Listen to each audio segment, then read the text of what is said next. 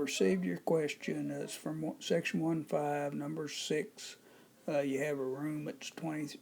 Let's see, it's 27 by 35. Yeah, you don't put a rug in there. 513 square feet. You know, you want a uniform width around here. Where area is length times width. You know, you're given the area is 513. The area of the rug here that you're going to put in is 513 square feet. The length of the rug, well, the length of the room's 35. You're going to leave out X on both sides. So 35 minus 2X. Similarly, the width here is 27.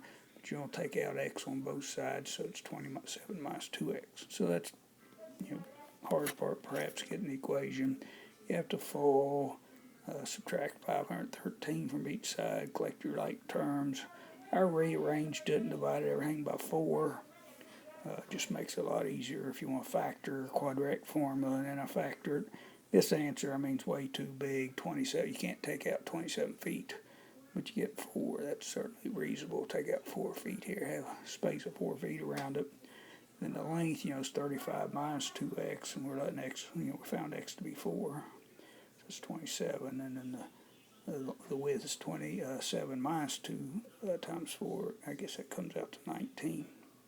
Hope this helps.